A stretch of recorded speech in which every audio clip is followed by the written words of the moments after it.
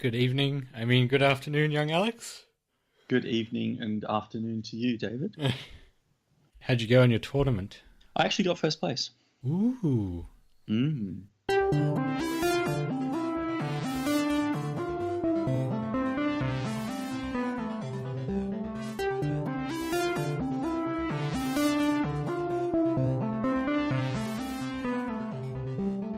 How many competitors in your division? So there were 3 competitors in my division, which is, it's a bit on the lower side, but it's pretty standard for these kind of things of the smaller, like regional events. So 3 people, and I won my first fight. And my opponent from the first match and the other person then fought. And my opponent from the first match beat the other person. Because of that fact, the logic was used that I would then beat that person because I had beaten the first person. Okay. So I didn't get a second fight. But if I believe if the other guy had beaten the person that I beat, then it would have been a situation where we would have fought. And then if he had beaten me, so everyone had beaten one person, would have then gone to a point system where you look at how many points were scored throughout the matches, basically. Okay. Yeah. Pretty good winning with just one fight. Yeah, well, I was quite certain I was going to get a second fight, so I was basically I was trying to keep myself warm because what tends to happen to me after my fights is I think when I fight I get a huge rush of adrenaline. So I kind of walk in there, I'm feeling a bit trembly, and I have my fight. It's quite exhausting, so mine probably went for about 4.5 minutes of pretty continuous kicking and punching. And then after my fight, I tend to get what I assume is just the symptoms of, I guess, an adrenaline hangover maybe. So my arms and legs start to shake and I just get a pounding headache. Mm. And that usually takes probably about 15 to 25 minutes to clear up before I start to feel like myself again. Yeah. So you have enough time to... do they spread out the matches? They do, yeah. So they deliberately spread them out so that your first fight isn't going to be right after your second fight.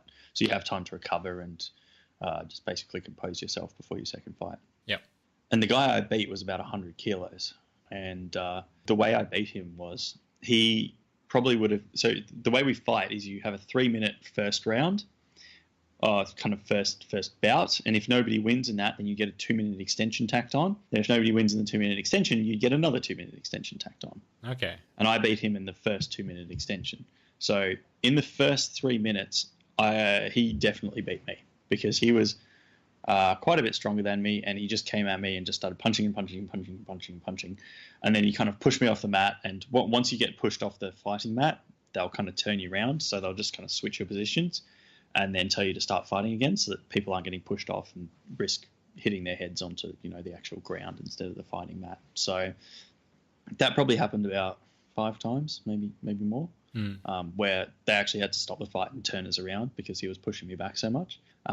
But in the end, what won it for me was my fitness because he was actually a little less fit than me, and he started to tire, and then I got a few punches in on his stomach, and I got points from that because what happens when you hit somebody and they show pain, obvious pain, like he grunted and kind of doubled up a bit, then you win the fight.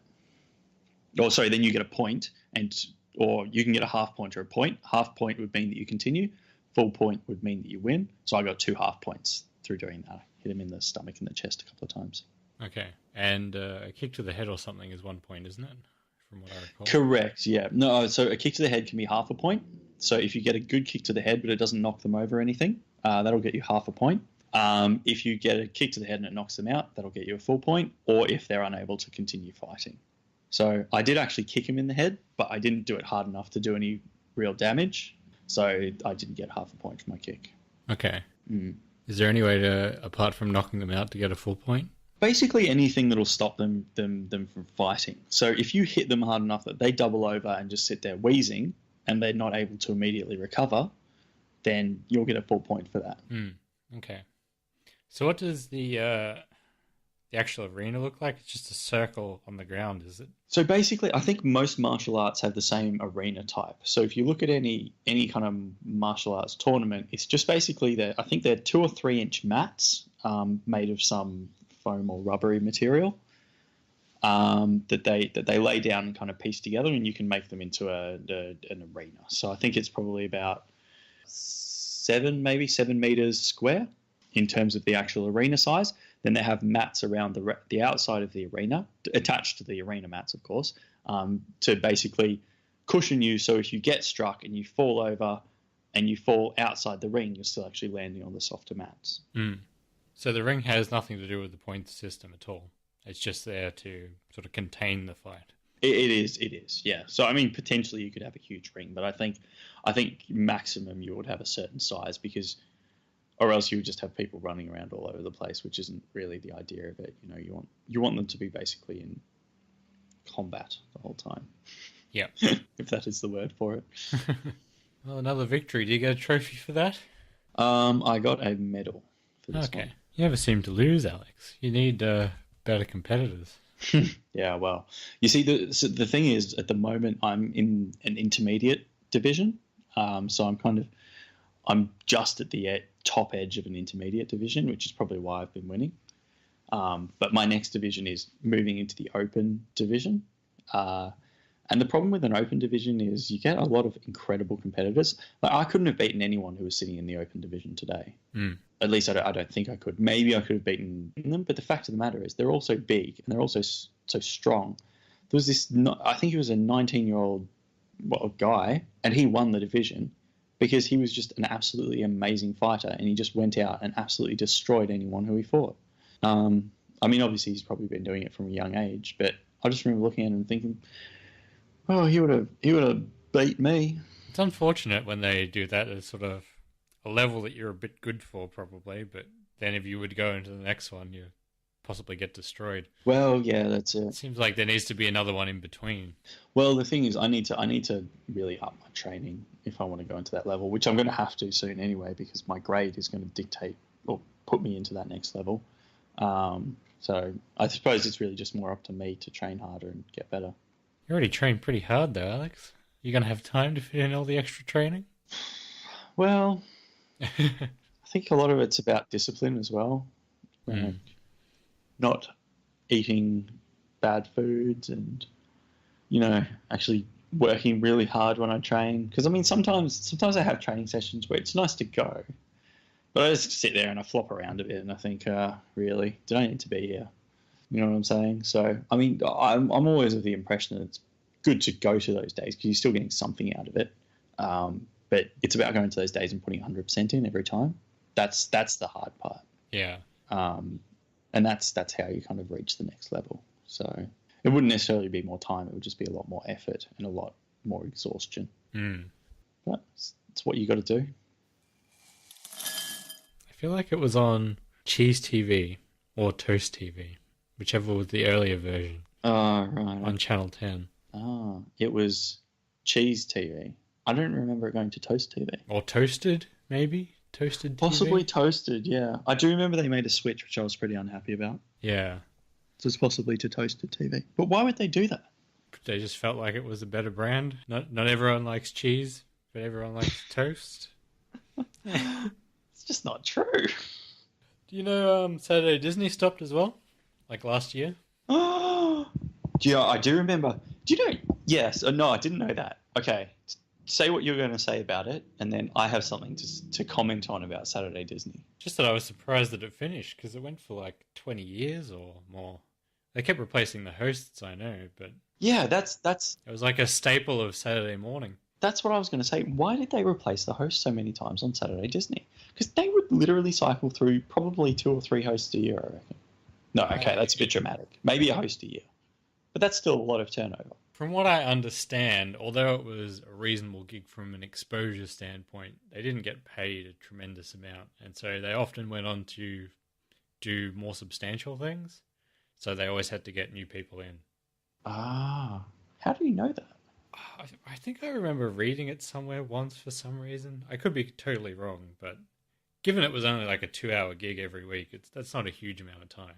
Well, that's a good point, actually, I suppose. But you could do something on the side. Like, why not just keep that job and do something else? Well, I think a couple of them did that, but then most of them went, no, just give up on that entirely. Give someone else a shot.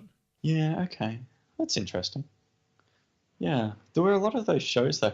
There's a Facebook page which as I said, I don't really look at Facebook anymore, but I remember seeing it before I kind of went off it.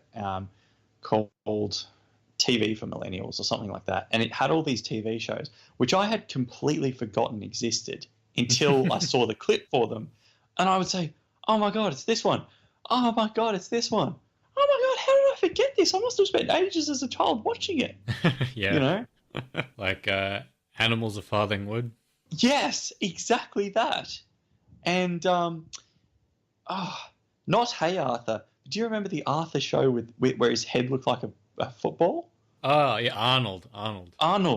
Hey, Arnold. Hey Arnold. Cat Dog. That trapdoor show. Oh, Do you remember that trapdoor? Oh, Yeah. that was tragic. That was really sad.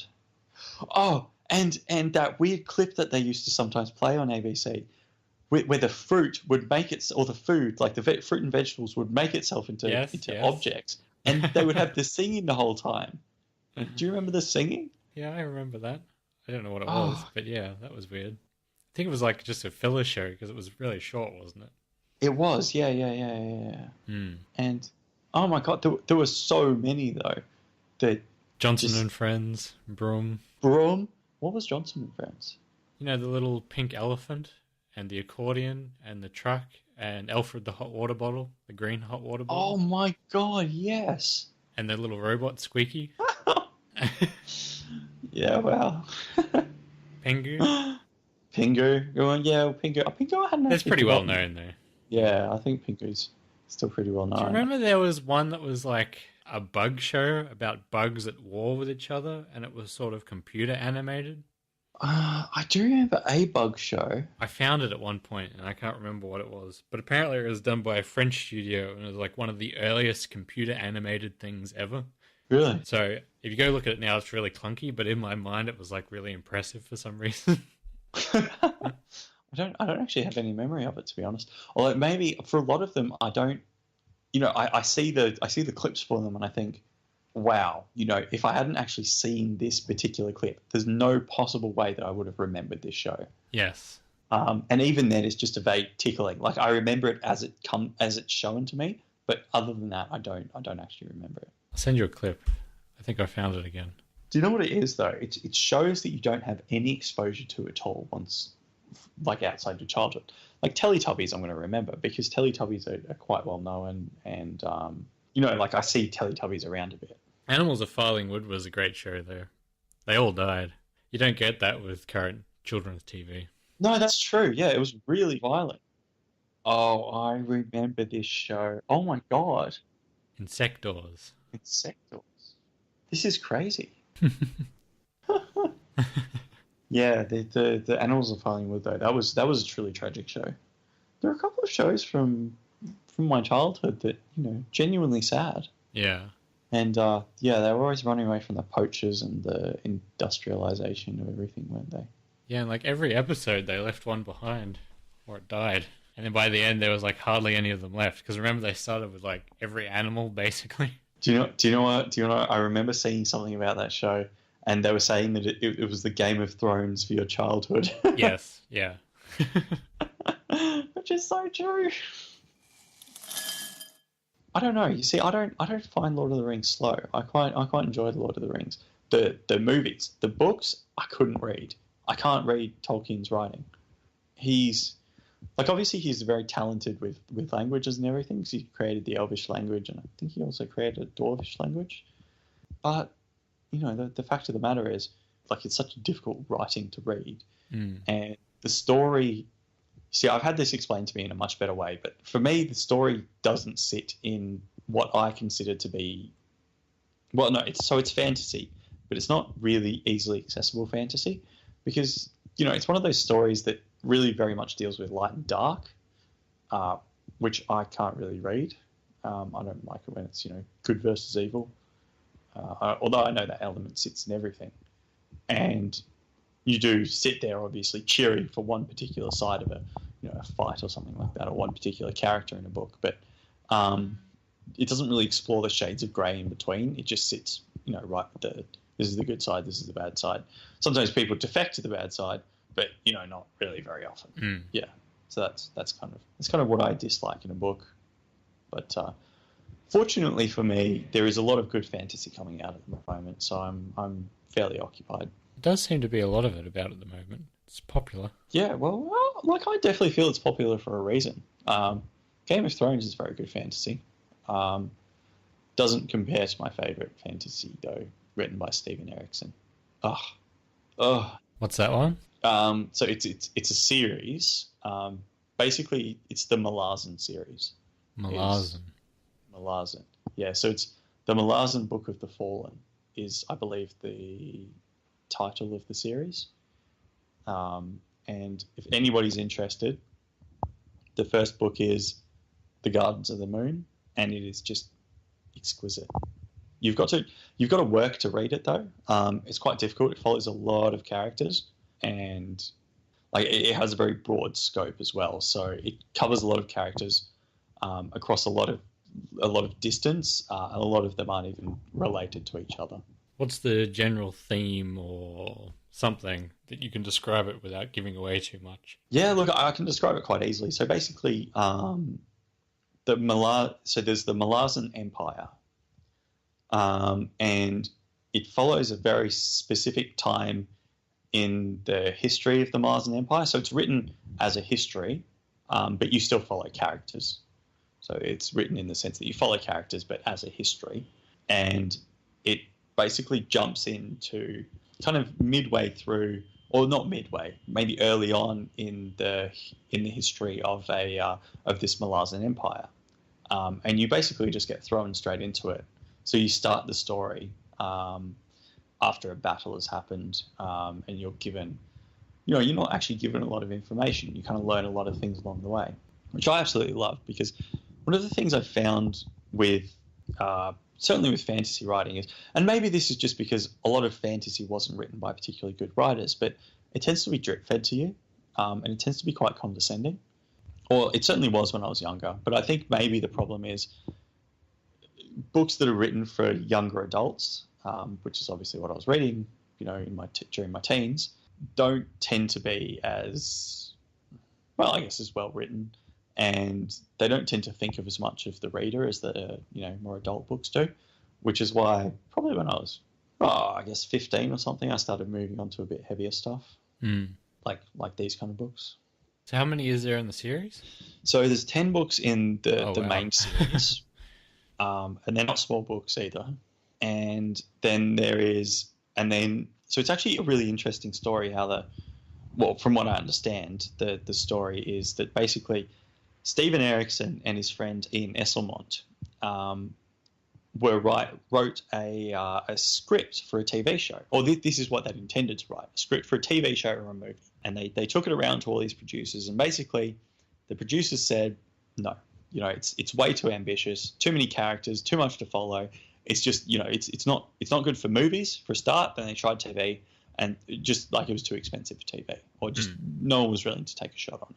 And apparently they'd spent a long time on this. So they were using, I don't know what exactly the system they were using was, but basically it was a storyboarding system, or a story building system, which basically they put down ideas, they put characters into this, they wrote stories around these characters, and they just made, I think, basically an entire world out of this story that they'd kind of come up with. And he actually, if you buy a copy of Gardens of the Moon, it has a prologue where he says, ambition sucks, but it's the only way to go. And he basically said he didn't give up on this, and when nobody would take him on, he started writing the Malazan series. And it is an absolutely, it's a really difficult series to get in. Well, I shouldn't say really difficult, but it is a difficult series to get into. You've got to put a lot of effort into reading the books. You can't just sit there and skim them. And it follows a lot of characters throughout the 10-book series. And because he had this whole world, he's actually now started writing another series about one of the character, or kind of a race of people that exist in the world at the time of the Malazan books, but he's writing about their history. So their history happened tens of thousands of years before these books are set. And then Ian Esselmont has written his own series of books about events that are happening. He's written some about events that happened before this series is written. He writes some about events that are happening during the time the series is written, and and I think he wrote one that happened. No, actually, he's all written before the series has happened. So far, the series is the latest we get in the story, but they're now writing back. So they're writing about the histories of this particular kind of situation. Okay. And, like once you kind of get to know the story, you get to appreciate what's kind of, when you go to these other series, you appreciate what's happening in the series because you know the characters from, or what you potentially know some of the characters, or the races, or what might be happening. They basically flesh that out. And they're excellent writers as well, I should say.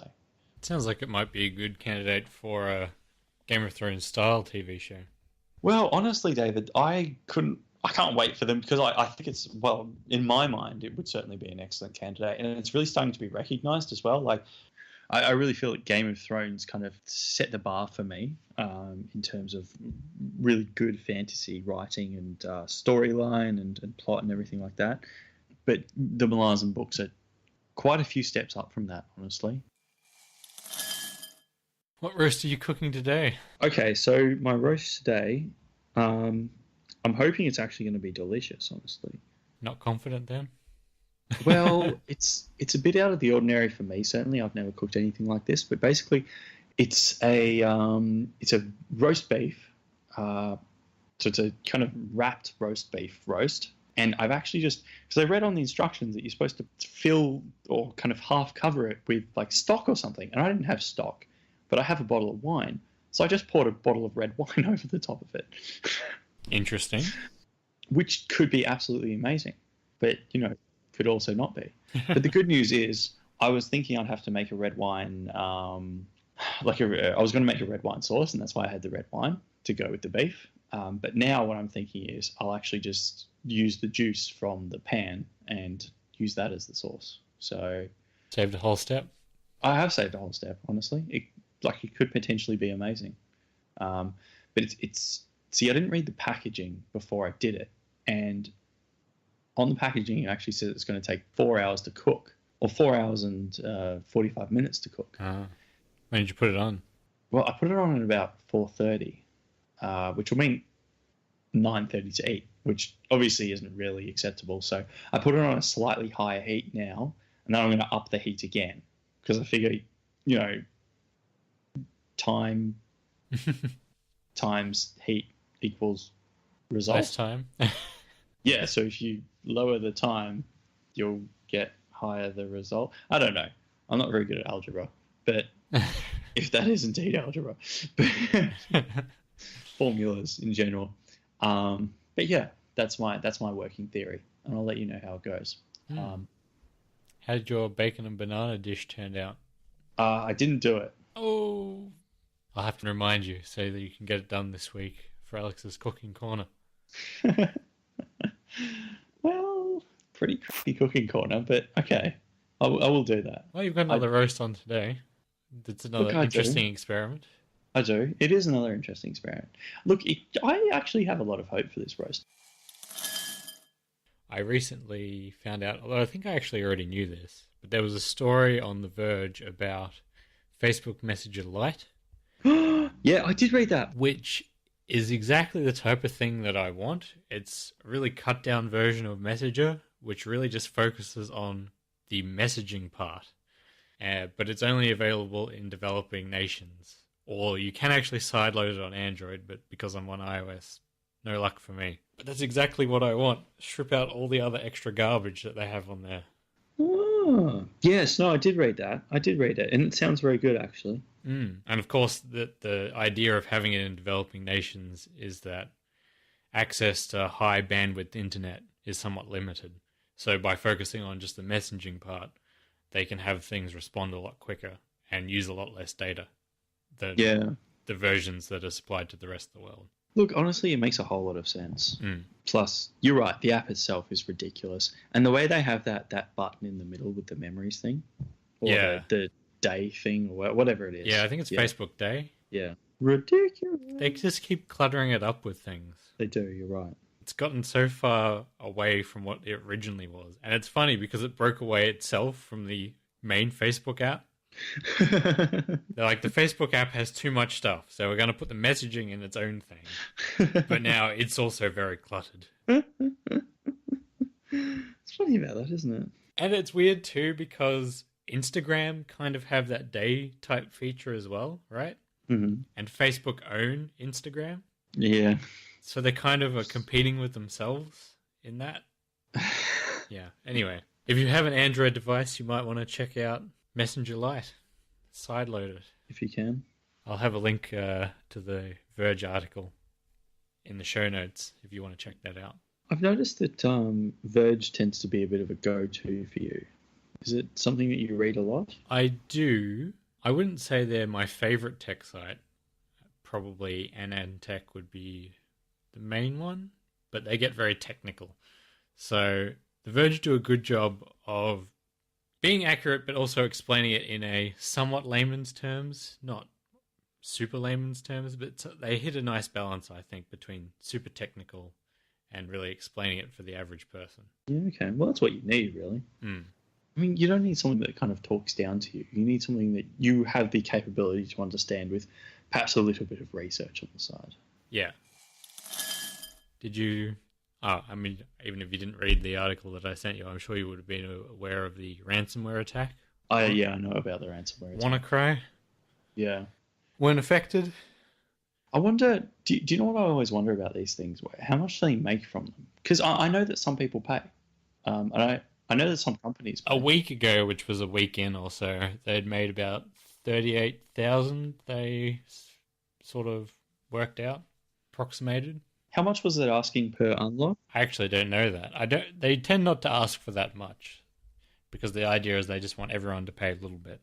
Mm. But it seems like they were very haphazard in actually unlocking people, as in some people had success paying the ransom and then they got all their stuff back, but then a lot of people didn't because it wasn't sort of like an automated process. So the advice is really just not to pay the ransom. You should never pay the ransom, yeah. But it says $300 here. $300. Really? Yeah. Yeah, well, that's more than I would have thought. Usually it's a lot lower than that. Well, my work did get targeted, not by this this WannaCry thing, but we had malware basically take over the system, and they didn't pay. They just restored everything. Mm. But it basically put us down for a day. Is that recently or? It was probably about a year ago now, maybe a bit more. Okay, just going to show the importance of backups and having a good backup strategy. Well, yeah, I mean, obviously my company was all right. What is your backup strategy, Alex? None at all? I have a USB somewhere. Right. That I suppose I could put some stuff on. You suppose you could put something on there. Which means no, you have nothing on there right now. Okay, I don't have a backup strategy. I suppose you don't have too many important things. There is none. And as we've established earlier, you don't care about your photos at all. No, I don't care about my photos. And I think I've lost all the photos I had. Dear. Yeah. I actually looked for them the other day and I couldn't find them. And I realised I don't really care, so...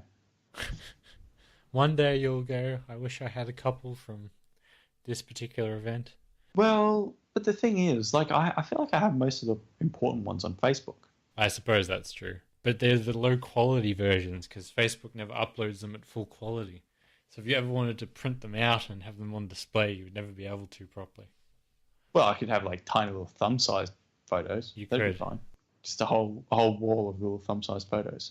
That'd be cool, actually. Did you catch any of Google I.O.? What's Google I.O.? Exactly.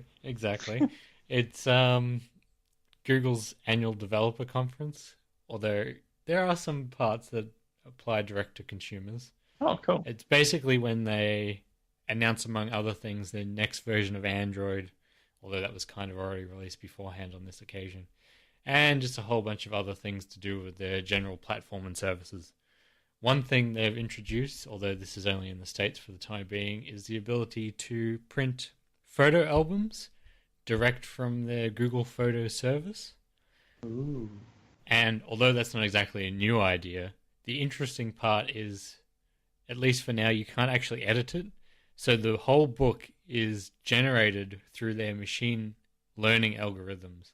It will select all the best photos and just combine it into a book, and then you can go, yes, print and send that to me for $10. Wow. Yeah. $10. Yeah. Is that the actual cost? Yeah. $9.99. US dollars. Yeah. I don't know. There might be postage as well, but still, Bitcoin. not bad. I think it's only like a little, like 30 centimeter by 30 centimeter type book. I don't know how many actual photos it has in it, but that's still pretty cool. And the fact that it's zero effort. That sounds amazing. So it might come to Australia one day. Google tends to be pretty slow to roll these things out, though, which is the one advantage of Apple, I have to say. Okay. So which company would you say you prefer more, broadly speaking, so across everything? Not just specifically for iPhone or specifically for Google Maps or something. Across everything. Which is your favorite? Think of it. You've got 2 children, David. You have to pick a favorite. Well, this is interesting because apparently there's this survey going around that of like the big top 5 tech companies, there's like a bit of a quiz to try and get you to rank them from your least to most favorite. So like if they all went away, what would be the one that you would keep over each of the other ones? Okay. So Amazon, Facebook, Google or Alphabet, the parent company, Apple, and Microsoft. Oh, okay. So I was thinking about this, but it's sort of, which way do you want to approach it? Do you want to say like for kind of the good of humanity, like take yourself personally out of the equation? This is just 100,000% selfishness. So in that case, I would put Facebook last, even though I quite like Instagram, but I don't really use it that much, and it wouldn't really affect me if it went away. Plus, as we've discussed before, I'm not really a fan of most of their platform. I suppose their VR stuff is somewhat interesting, but and then I would have probably Amazon, even though it would affect me in a substantial way because half the internet is built on Amazon's back-end services. What? But I assume websites would transition to something else. So as long as it didn't go away overnight, then it would be all right. That's crazy. Yeah, you didn't know that? I had no idea. Well, I mean, why would I? Being me. For example, all of Netflix is built on Amazon's infrastructure. No Netflix. But it would also be true for literally half the internet. That's crazy. Yeah. And then I would probably put Microsoft because, I mean, what have they done for me recently? I do like their products and services, but I don't really use them that much. It's good to have. I mean, I like the direction they've gone with their recent version of Windows. Okay. Starting with Windows 8 and Windows 10 is a very solid release. If I had to use it on a day-to-day basis over Mac, I think I could quite happily, especially because I've been using it for 12 months now at work, although that's Windows 7, which is a bit more painful. And then number 2, I would put Google, because I use and love a lot of their services. But number 1, I would still put Apple, because I make a substantial amount of money from Apple. Okay, fair enough. But honestly, if it wasn't like that, I would probably put Google at number 1. I don't know, Google are a pretty swish unit. Because I really like Android, and I could totally use it over iOS. But I've tried to make Android apps, and they don't make me nearly as much money. Okay. Right, but I even like their tools. I don't mind using Java, although you can use Kotlin now. I know that means nothing to you, but some people out there might go, yes. Oh, yes, the old Kotlin. It's basically just a new programming language. So up until this point, the only official, well, you could kind of use C++, but really the only official language for programming Android applications was Java. But announcement at I/O, you can now also use the Kotlin programming language, which was developed by the JetBrains people. And it's quite swish. It actually looks a lot like Swift, which again, you probably have no idea about. But Apple introduced a new programming language 2 or 3 years ago now, Swift, to sort of replace Objective-C.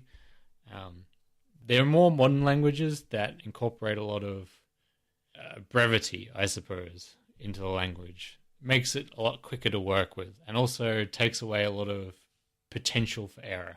So when you talk about brevity, instead of having the full word like anti-disestablishmentarianism, you might have ATD.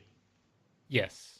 And in terms of naming and your naming conventions, you can do that just on your own. But the actual language syntax becomes shorter. It's interesting. It's basically a higher level language, or has higher level features in it, which means you can do more with less code, which is always true as you go up the programming language stack. Okay. Because you start at machine code, which operates directly with the memory on your computer, the bits and bytes, the actual physical hardware, and then you move up from that to assembly, which is all very condensed. And it is possible for people to understand and use, but it's really hard. I have done a little bit in it, but it's hard to work with. Basically, you have to say, I'm going to create this variable, it might be a number, and I'm going to stick it in this particular memory address, and then you have to remember where that memory address is, and then have to come back and grab it from there. Like, it's really low level. And then on top of that, you have C, usually, or C++. You can sort of dip down into that low-level stuff if you really want to, but then you can kind of just say, ignore that, let the machine handle that for me, the like addressing space in that, and just let me deal directly with the variables. And then you have languages built on top of that, which sort of just assume what the variable types are, for example. You have type inference, and then up to these even higher level languages that do a lot more for you. Which it becomes very powerful, but then if you're just learning that at the top, you don't actually know what it's doing down at the low level. So it's kind of good to have an understanding of the low level stuff as well. It is hard though, because there's so many different programming languages, and they all do things a tiny bit differently. It's funny about that, isn't it? But they all really serve the same purpose, I suppose. Like they all do the same and once you know one, I suppose it's kind of like learning a language, like a regular language, maybe. Once you learn one, it's a lot easier to learn another one. But yeah, it's hard to go from one syntax to another sometimes. Yeah, well, of course, yeah. But yeah, they all serve the same purpose. So it's funny that they're all different. Well, it's just been competing standards over the years, and each platform wants to do it a slightly different way. And for a lot of things, although you can do it in 3 or 4 different ways, there are specific advantages to doing it one of those 3 or 4 different ways, but they all have trade-offs. So then everyone goes, oh, well, this is the best trade-off to make. And then someone else goes, well, no, this is the best trade-off to make. So they make programming languages specifically designed to address each of those different trade-offs. And so, you know, people like to do game programming in one language, and I like to do regular application programming in one language. And then there's a lot of programming languages for doing like scientific research or machine learning or AI, which have like, it's a completely different problem space, really. So it makes sense in a way, but it is unfortunate. Yeah. And to be a jack of all trades, you've got to learn 1,000 languages. Yes. Although, of course, there are a lot of sort of intermediary sort of players that try to say, look, just build your thing in one language and we can run it anywhere. Which either means you build it in one language and then they compile out to the different languages or the different bytecode variants of that language. Or like Java, for example, you write it in Java, and then if you want to run it on Linux or Windows or Mac, what they do is they spin up a virtual machine. So it's sort of almost like running Windows on Mac, but it's actually sort of a little virtual machine that runs the Java environment, and then it runs within that. But then that comes with a whole bunch of performance overhead, which doesn't matter so much these days. But back in the day, it was like, oh, you never want to use a Java program because it's so slow. Oh, right, yeah. It's actually a very clever idea, though. Because then they'll guarantee that as long as Java's working there, everything else will work. That's true. All right, well, let's do a sign-off then, Alex, and then we'll talk about the game briefly. Okay. Thanks, everyone, for listening this week. Leave us a review on iTunes. We're still waiting for our first one. Oh, really? Are we? Yes, one day Please, we might get one. please, Also, Mum, leave me a review. and you can follow us on Twitter at Tangential Soup, and we'll see you again next week. Thanks for joining me again, Alex. Not a problem. Always a pleasure, David. Ciao. Bye-bye.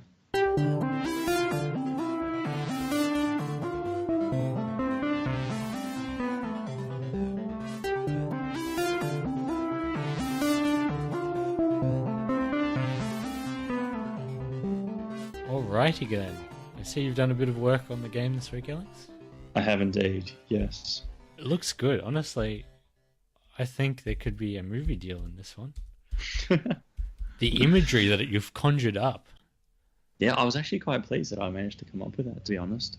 I'm kind of going down the whole brutal corporations route. Yeah, I like it.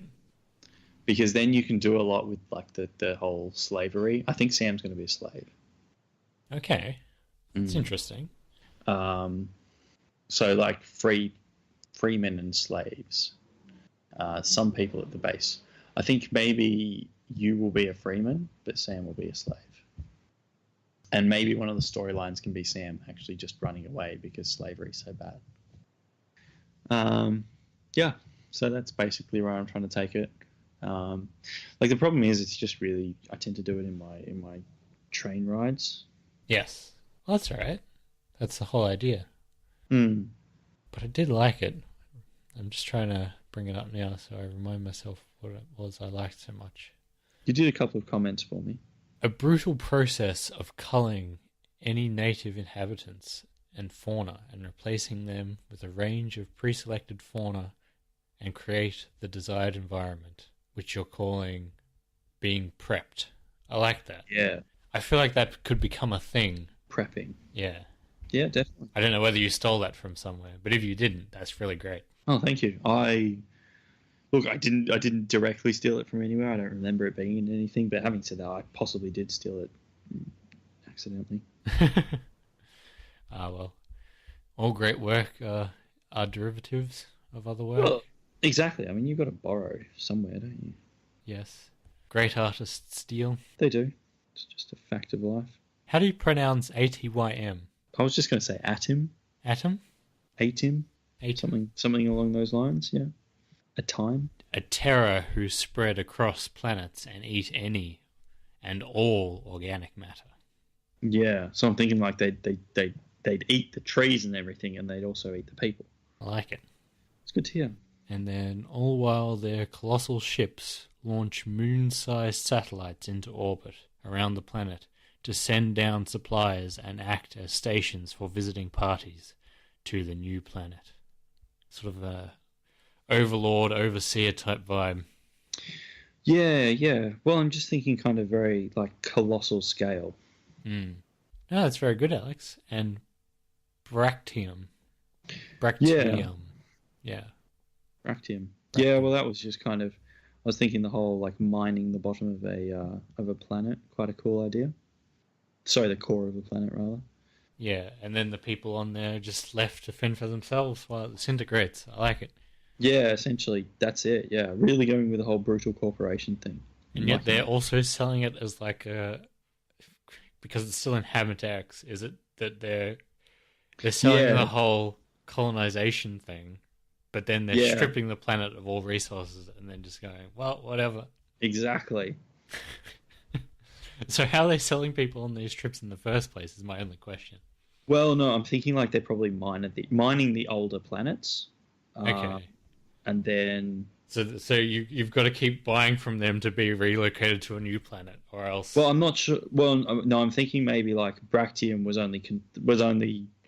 they only discovered Bractium like semi-recently. So... like that's when they started the whole mining process. So, any new planets that they make will be Bractium safe, as in they won't have any Bractium in them, so there's no chance of the whole planet getting destroyed. Okay, I like it. I like it a lot. See, this is why you're my rider, Alex. Excellent. Yes. So glad I can offer you some good quality content. By the end of the year, I think we'll have something really engaging. Good. We could even spin this out into a book or something. Well, I mean, I've always kind of vaguely considered writing a book.